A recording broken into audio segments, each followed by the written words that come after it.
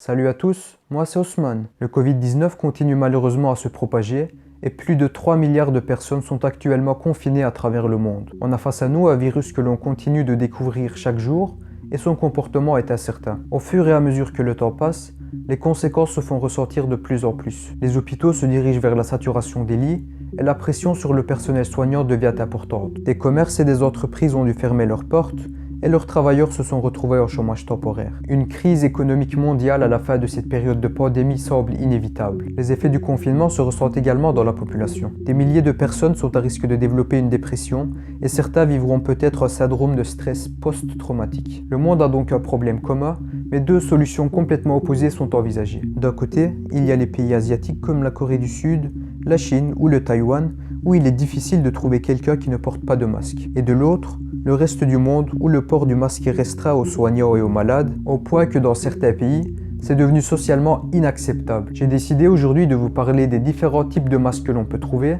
et je vais vous les présenter du moins efficace au plus efficace. Certaines personnes utilisent des écharpes ou des bandanas pour sortir, mais ni l'un ni l'autre n'est efficace contre les bactéries et les virus. On peut simplement les utiliser pour filtrer les grosses poussières ou bien le pollen. Ceux dont on parle le plus sont les masques chirurgicaux. Ils contiennent 3 plis et sont normalement portés par les professionnels de santé lors d'une opération chirurgicale et c'est destiné à empêcher des projectiles comme des postillons provenant des soignants de contaminer le champ opératoire qui doit rester stérile. C'est un matériel qui est peu coûteux et il présente deux faces. L'une blanche qui contient un filtre et que l'on met en direction de la source de contamination, c'est-à-dire la bouche et le nez du porteur. L'autre face qui est bleue ne contient pas de filtre et elle sera dirigée vers l'extérieur. On voit ici une personne qui éternue librement sans mettre sa main devant sa bouche ni un masque. Maintenant, elle utilise un mouchoir. Et là, on voit que cette personne a mis un masque chirurgical. On a donc pu voir que si un masque est porté convenablement en couvrant la bouche, le nez et le menton, il stoppe plutôt bien les gouttelettes respiratoires. C'est donc un moyen indispensable pour limiter la transmission des virus aéroportés à partir des personnes infectées. Il faut néanmoins savoir que le port du masque peut faire partie de la culture d'un pays. Au Japon par exemple, la politesse exige de tout faire pour éviter de contaminer les autres, même si on souffre d'un simple rhume. Ou encore, les habitants portent des masques pour se protéger contre le pollen ou limiter l'inhalation de polluants atmosphériques. Il n'est pas rare de voir de jeunes filles porter ces masques pour cacher leur visage qui n'est pas maquillé. Les masques en tissu ont également vu le jour puisqu'une pénurie est en cours, mais là, les spécialistes ne sont pas tous d'accord. Certains pensent que c'est une fausse sécurité qui peut augmenter le risque de contamination et d'autres pensent qu'en tant que citoyens belges, il est de notre devoir de nous réapproprier la gestion de la crise et de nous mettre à fabriquer des masques artisanaux. Ils disent même que ces masques qui sont,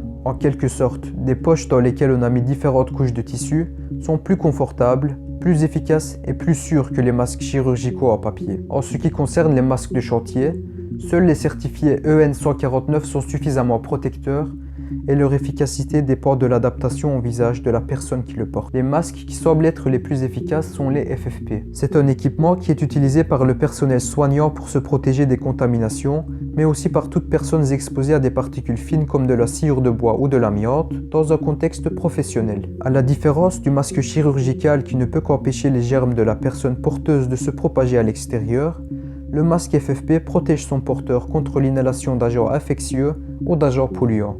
En bref, on doit voir les masques comme un moyen d'empêcher la propagation plutôt qu'une protection contre la contamination. Personnellement, je trouve que puisqu'on nous recommande de ne porter un masque que si on est malade afin de protéger les autres et de ne pas les contaminer, tout le monde devrait en porter. Logiquement, le virus ne pourra plus se propager puisque plus personne ne pourra émettre de gouttelettes respiratoires. Mais actuellement en Belgique, on en a seulement assez pour le personnel soignant et c'est peut-être une des raisons pour lesquelles on nous demande de ne pas en porter. Faites-moi savoir dans les commentaires ce que vous en pensez à ce sujet. On va maintenant parler des recommandations de l'OMS sur la façon dont on doit mettre et ensuite enlever un masque. Mais d'abord, qui doit porter un masque? Les personnes qui s'occupent de personnes infectées, comme le personnel soignant par exemple, et les personnes qui toussent ou éternuent. Ils insistent sur le fait que le port du masque sera efficace seulement si on respecte bien les règles d'hygiène en même temps. Il faut bien laver et désinfecter ses mains avant de mettre un masque et ensuite, il faut bien s'assurer qu'il ne reste pas d'ouverture. Il ne faut pas toucher le masque quand vous l'utilisez pour éviter de vous contaminer, mais si vous l'avez quand même touché, bien vous laver les mains. Pour le retirer, il faut enlever les élastiques à partir de l'arrière sans toucher l'avant et le jeter à la poubelle directement. Ne pas réutiliser le même masque. Nous vivons une période inédite et il est difficile pour nous de prévoir ce qu'il nous arrivera. J'espère en tout cas que nous nous en sortirons au plus vite et qu'on pourra reprendre notre vie habituelle. N'oubliez pas de vous abonner à ma chaîne pour ne pas rater les prochaines vidéos. Prenez soin de vous et à la prochaine.